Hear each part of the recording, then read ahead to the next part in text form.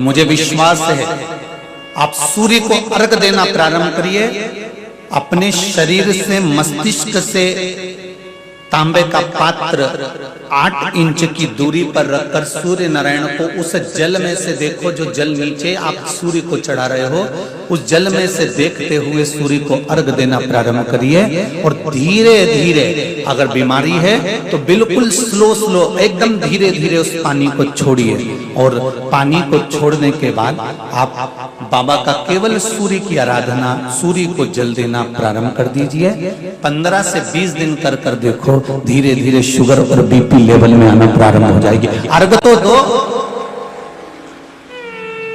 15 दिन, 20 दिन, 1 महीना, 2 महीना, तुम्हें लगे किसी और वाला हमारा झूठ बोल रहा है, मत देना, तुम्हारे हाथ।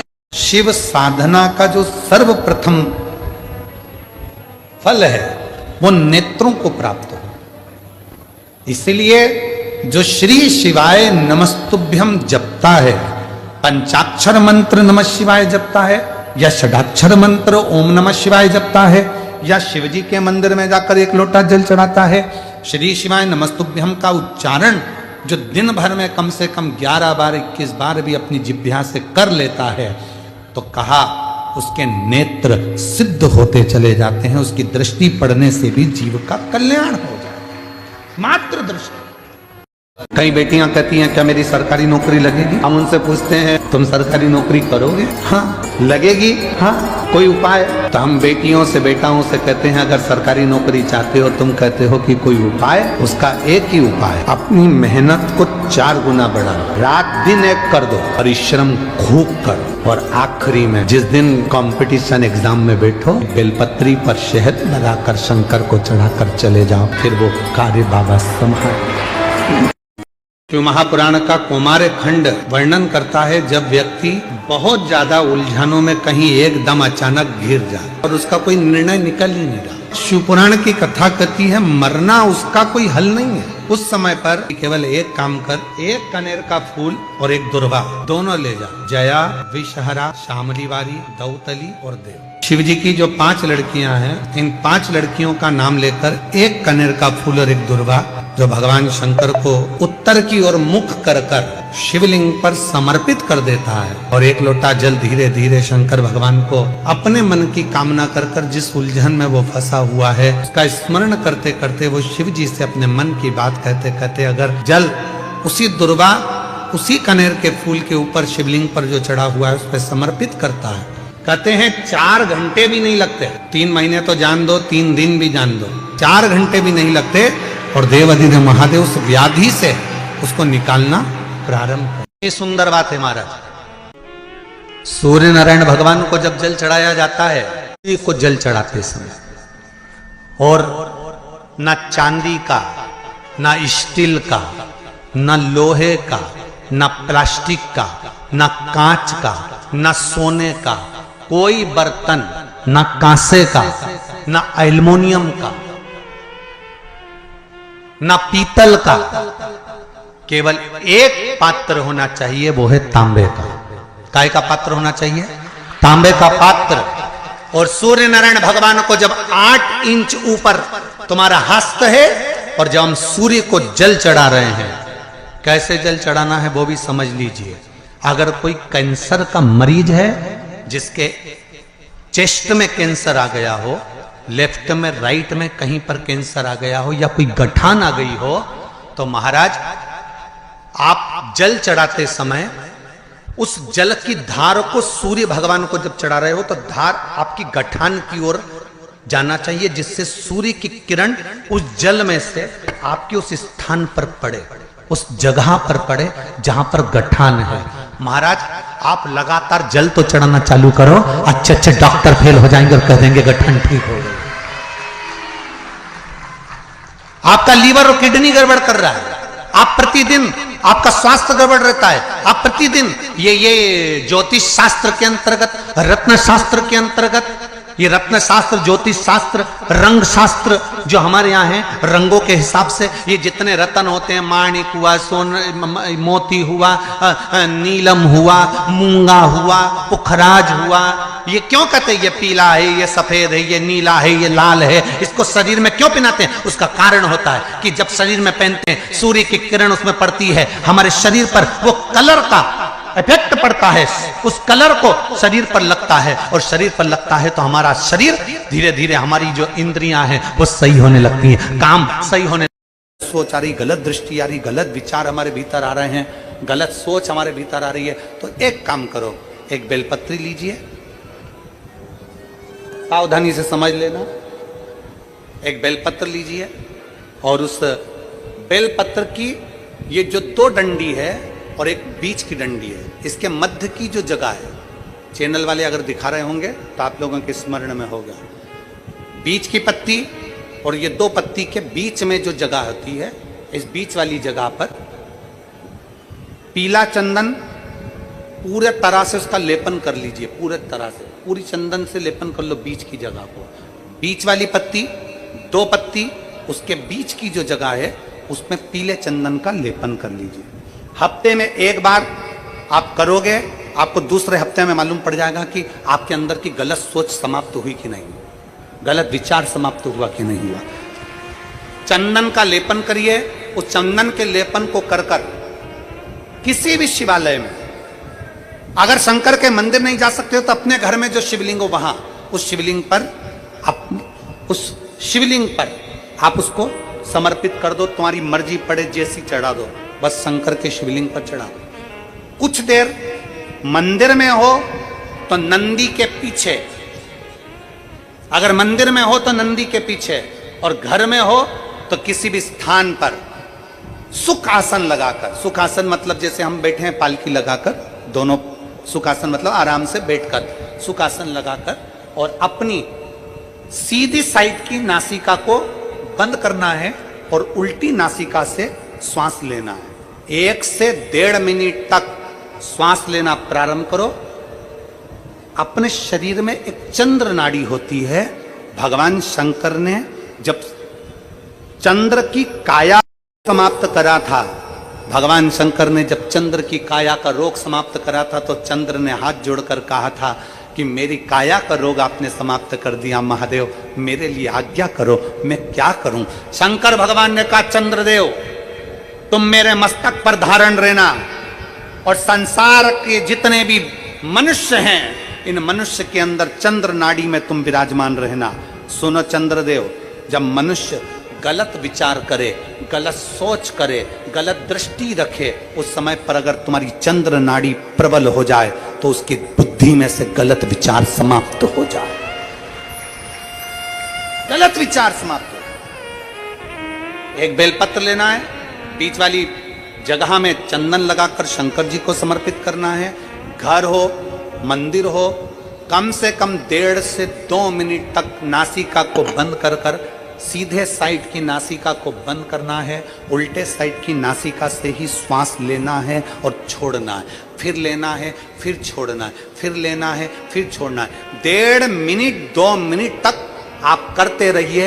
एक ही नासिका, इस नासिका को बंद ही रखना है, राइट को, लेफ्ट को खोल कर रखिए, और उसमें चंद्र नाड़ी जब ना हो गया, गलत विचार, गलत सोच, गलत दृष्टि, आज के जमाने में हर व्यक्ति गलत सोच को अपनी बुद्धि में भर रहा है। उसका कारण है उसकी चंद्र नाड़ी प्रबल नहीं हो पा रही है। चंद्र नाड़ी को सक्रिय करने का प्रयास करिए। श्री राम शिव महापुराण की कथा जो चल रही है, अवध में राम जी विराजमान होने वाले हैं, उसके प्रतिष्ठा उत्सव के अवसर पर उसको अच्छे से समझ। 3 जगह स्पर्श करने का फल क्या?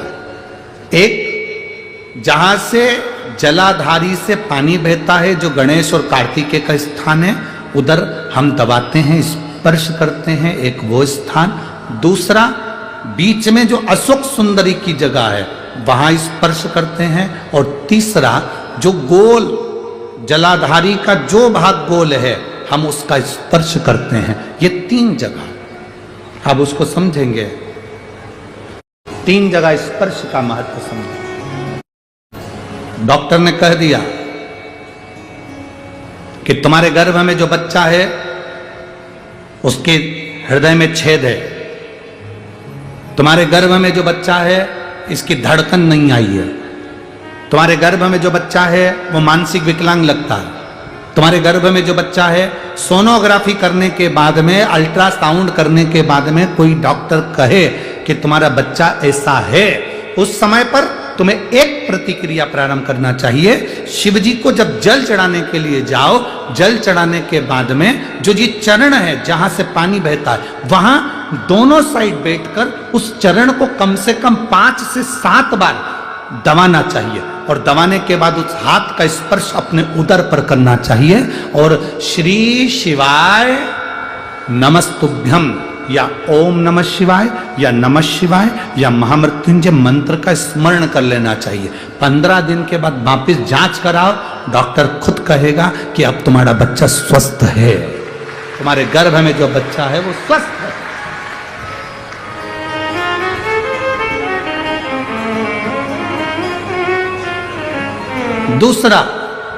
दूसरा स्पर्श,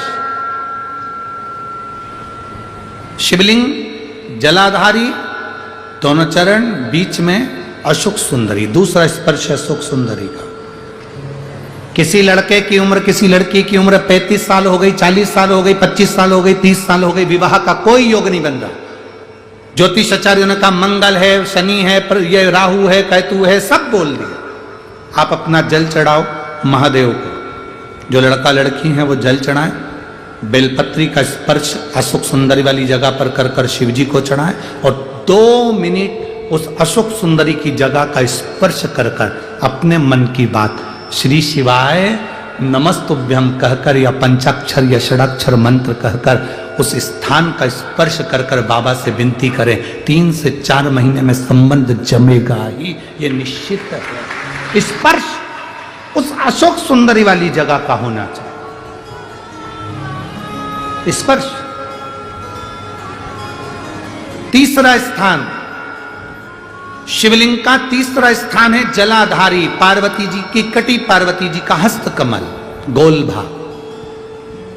हृदय रोग हो, हार्ट अटैक के लिए बोल दिया, बाईपास कराने का बोल दिया, छल्ला डालने का बोल दिया, कोई पाइप डालने का बोल दिया, कोई एक्सीडेंट का योग बन गया, कोई ऐसा योग बन गया, कोई व्यक्ति मंदिर तक भी नहीं पहुंच रहा है, आप अगर जल चढ़ाकर उस व्यक्ति का नाम स्मरण, गोत्र स्मरण कर कर इस गोल भाग पर अगर अपने हाथ का स्पर्श करेंगे, उसको दबाएंगे और दबाकर बाबा से श्री शिवाय नमस्तुभ्यम कहकर अपने मन की बात कहेंगे, आपको लगभग 1 से 2 घंटे में जवाब मिलेगा कि वो व्यक्ति अब ठीक होना प्रारंभ हुआ।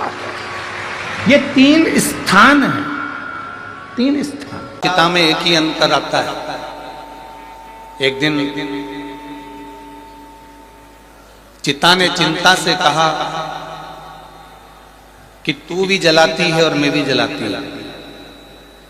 चिता चिंता से कह रही है कि तू भी जलाती है और मैं भी जलाती हूं, तू जीते जी जलाती है और मैं मरने के बाद जलाती हूं।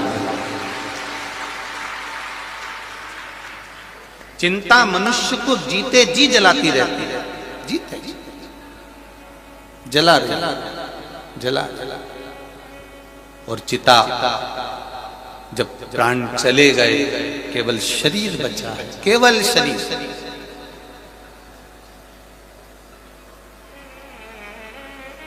तब इस शरीर को ले जाकर वहां जला दिया गया। चिंता और चिता में एक ही अंतर भारी है कि चिंता मनुष्य को जीते जी जला देती है और चिता मरने के बाद जला देती है। पर यदि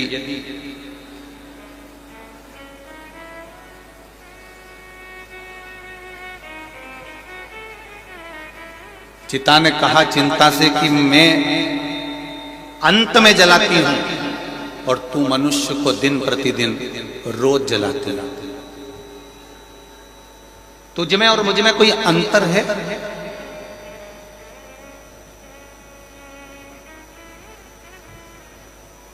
चिता कह रही है चिंता से, तुझ में और मुझ में कोई अंतर है?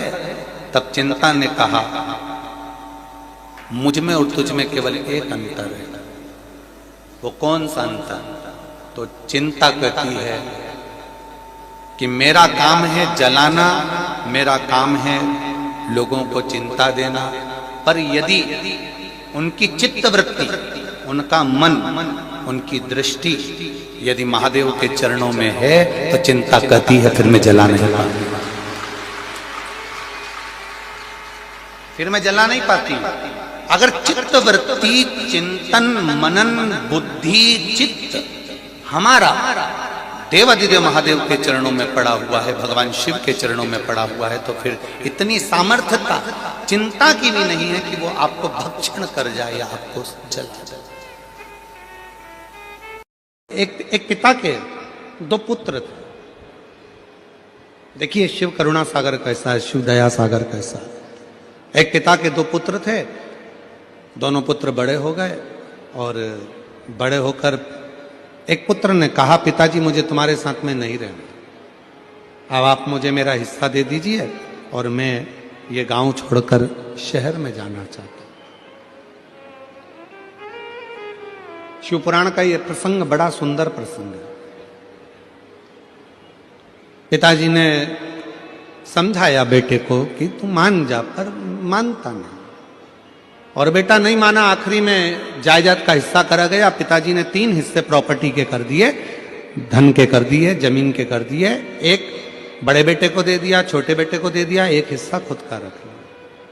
समय बीता, बेटा अपना हिस्सा लेकर चला गया, शहर में गया और जाते ही उसके 3 मित्र बन गए।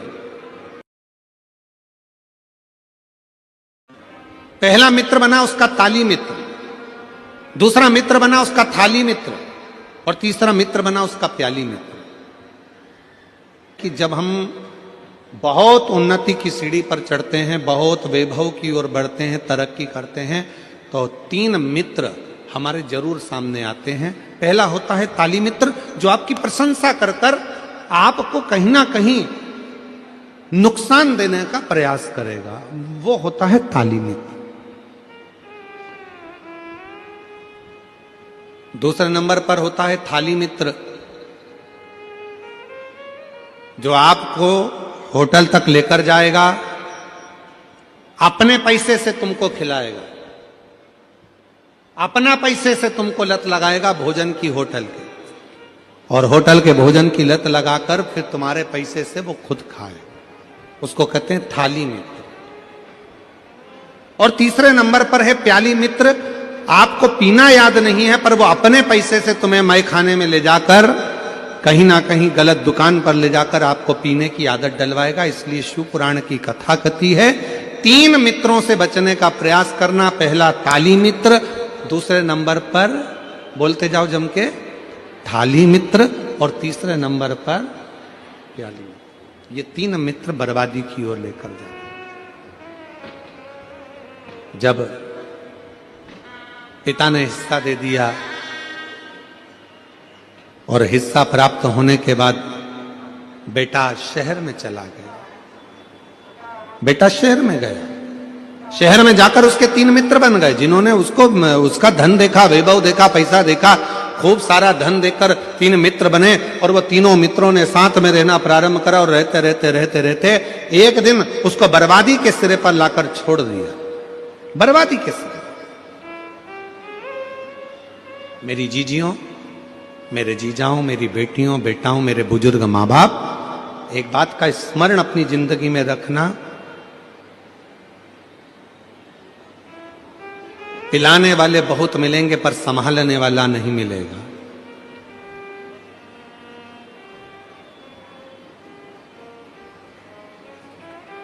बर्बाद करने वाले ढेर मिलेंगे पर आबाद करने वाला कोई ना मिलेगा। इसलिए अपनी सावधानी अपने साथ में होना बहुत जरूरी है। पर ले जाने वाले ये तीनों मित्र भी साथ छोड़ दिए, कुछ भी उसके पास में नहीं बचा। तब उसके स्मरण में आया, अब करूं तो करूं क्या मैं? क्या अपने गांव वापिस चले जाऊं?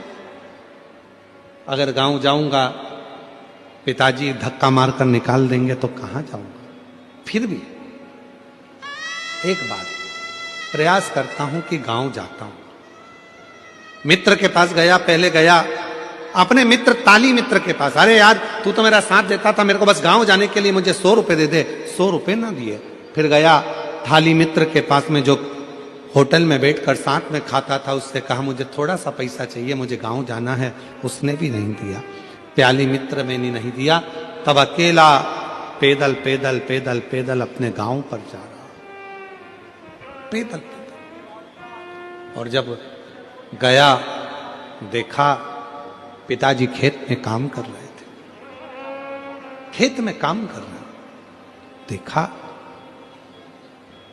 काम करते करते पिताजी का ध्यान गया अपने बेटे पर, और बेटे पर जो ध्यान गया तो पिताजी ने बाहें फैला ली, और जैसे ही बाहें फैलाई बेटा दौड़ कर गया और पिता के गले लग गया। पिता के जैसे ही गले लगा तो बेटा रोकर धड़क कर रोकर कहता है, पिताजी मैंने पूरा धन बर्बाद कर दिया, पूरा पैसा मेरे दोस्तों ने खा लिया, सब कुछ में बर्बाद हो गया, सारे पैसे को मैंने गलत जगह पर लगा दिया, और तो भी आपने मुझे अपने गले से लगा लिया। पिताजी ने कहा, बेटा धन चले गया कोई बात नहीं, संपदा चली गई कोई बात नहीं, पर तू तो मेरे पास में आ गया ना, चिंता मत कर, चिंता मत कर, तू मेरे नजदीक में है ना। जैसे एक पिता अपने पुत्र के लिए बाहें फैलाकर हाथ फैलाकर खड़ा है, और कैसा भी पुत्र है उसको गले से लगा रहा है, उसी तरह मेरा शिव है, उसी तरह मेरा शंकर है, उसी तरह मेरा देव अधिदेव महादेव है, बाहें फैलाकर खड़ा है। जब दुख आए, तकलीफ आए, कष्ट की घड़ी हो, बहुत दुनिया ने धोखा दे दिया, ठोकर लग जाए, तब आखिरी में एक लोटा जल लेकर शिव के शिवालय तक पहुंचना प्रारंभ कर दो। मेरा बाबा तुमको गले लगाना प्रारंभ कर देगा अपने हृदय से।